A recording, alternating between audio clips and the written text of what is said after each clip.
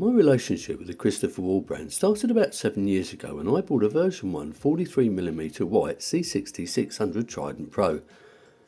It took a few years for me to realise it was actually too big for my wrist, so I ended up flipping it. I have had many Chris Ward watches since, including a version 2 38mm C60 in black, and that had Photina indices and hands. I sold that to a friend and I've regretted it ever since. Now, I recently flipped my Marne Hudson, a cracking vintage style watch with great dimensions, but this left a gap in my collection.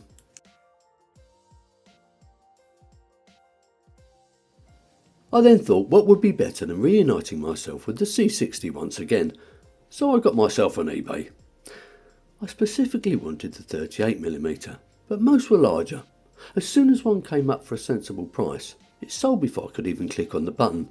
Of course, there were, and are, several people asking unreasonable prices, and in fact, the seller of this 2021 used one I bought originally wanted a lot more. Fortunately for me, he ended up realising this, and we negotiated a sensible price. Now, this is the version 3, however the newer version 4 is now out and it retails for £925 on a bracelet.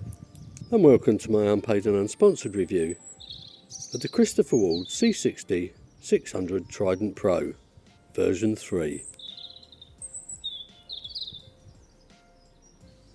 If you're a fan of Christopher Ward, you may well be familiar with their packaging, although of late they've reduced the size.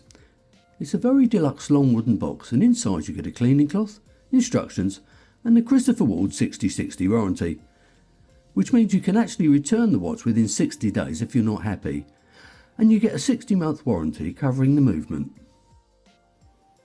So let's look at the dimensions, although this watch is available in other sizes. Now, the case is 38mm, the lug width is 20mm. The lug to lug is 45.5mm, and depth including a flat sapphire crystal with AR coating is 12.7mm, which is quite impressive when you take into account that this has got a water resistant rating of 600 metres. Now, once adjusted to fit my 17cm wrist, it weighs in at 148 grams. Inside the watch is a tried and tested Sleater SW200 automatic movement, a perfectly legal Swiss clone of the ETA 2824.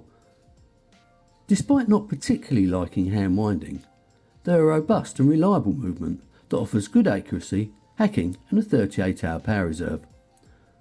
What grade they use is still a mystery to me, and my only criticism of this brand is their movements don't always arrive running that accurately, although within Sleater's stated accuracy. Fortunately, it is very easy to regulate these movements yourself, so I don't get too bothered, although something that should be taken into account. Now, this one, however, is running very accurately, within a few seconds a day. Anyway, let's see what the time grapher thinks of it. There we are, that's all looking good. Excellent beat error. The amplitude's good despite the fact it's not fully round, and the rate is excellent. The signed 6mm screw down crown is pretty much perfection. The knurling is spot on, and when screwing down it's buttery smooth. So let's look at the dial. It may not be outrageously original, but it's classic and it's well thought out. Under the 12 o'clock is the Chris Ward logo, whilst the script is at 9 o'clock. Now, on the version 4, this script doesn't actually exist. Above the 6 o'clock it reads automatic. Then in red below that it gives the 600 metre water resistance. Look carefully, on either side of the 6 o'clock index it reads Swiss made. Now, there's a frame date window at the 3 o'clock, which on the version 4 has been moved to the 6 o'clock. The simple chrome surrounded stick indices and arrow hands are filled with a high grade Super Lupa Nova, and that loom is so much better than it is on the version 1 and 2. Here's a speeded up 10-minute video of the degradation.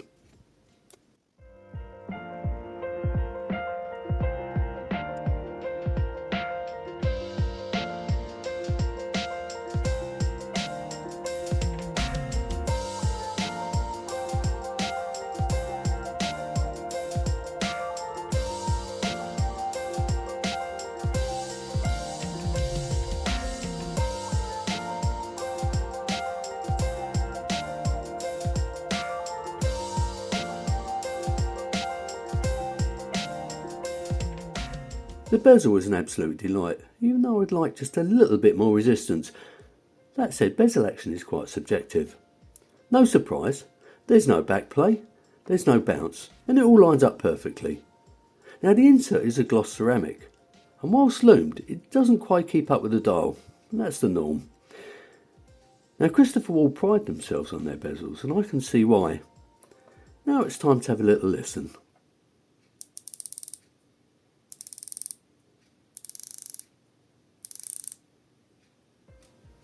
Now if you know about Christopher Ward watches, you'll know about the light catcher case, which in my opinion is the nicest case produced.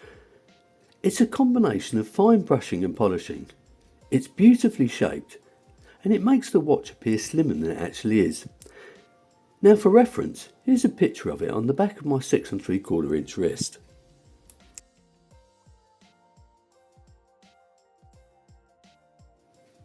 The case back screws down of course, and it's got an oil press picture of a trident depicting the model's name.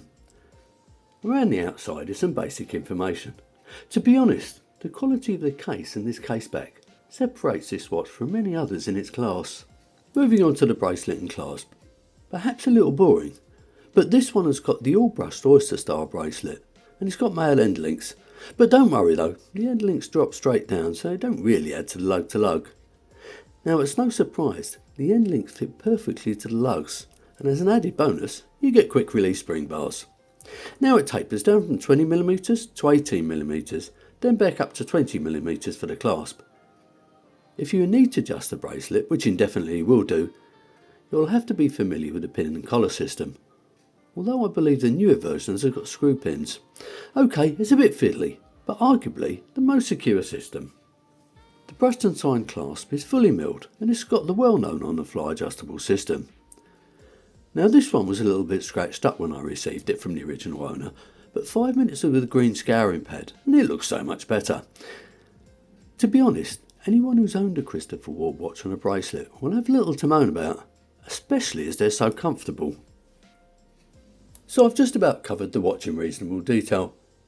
For me this is the ultimate diver, as it's tawdry enough to be classed as a proper utility watch, but smart enough to be worn formally. The overall finishing and feel and quality is absolutely outstanding, and the specification is perfect. But what's most important is the aesthetics are absolutely spot on. I absolutely love this watch, and after owning 2 previous models, I may even consider keeping this one. Christopher Ward have a formula I'm amazed nobody else has copied. Their watches are made to an extremely high standard in Switzerland. In general they're quite contemporary, but their prices are still reasonable. Arguably the Swatch Group have got brands that you may consider compete, but for me Christopher Ward are head and shoulders above their offerings. The only thing I would ask of them is to introduce a scratch resistant coating. That brings me to the end of this video, so as usual I'll ask you to click on the like button. Subscribe if you haven't already, leave your comments below, and enjoy the rest of your day.